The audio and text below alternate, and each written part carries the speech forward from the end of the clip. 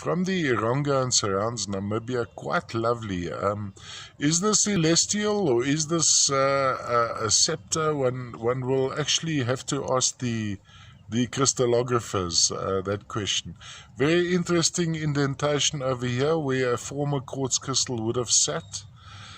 From a color point of view, matrix is almost smoky milky, whereas the crystals on top, even though coated by a thin layer of hematite in stages going into in stages of oxidation going into goethite, we have amethyst associated with smoky quartz.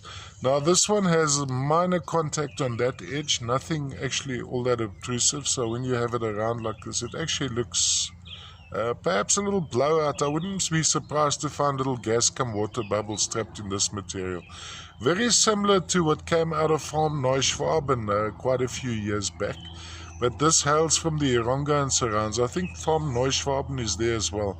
And of course, when you look at this, there is a fine coating of hematite in stages of oxidation. So hematite would start as black and go into yellow eventually and brown, which can be removed, but by removing that you'd affect the feldspar. I wouldn't do it. And then also the brown would go and you may have a fine almost silver metallic coating over the crystals. When we look into the crystals for color, there we have it. Lovely amethyst, smoky amethyst. All the way from the from the Ironga and surrounds. Now this piece is a 1/4 fist size, so it's a pretty good size specimen. And look at that interesting crystalline formation. I've now first encountered these, it's March 22. These are pretty recent, as I understand.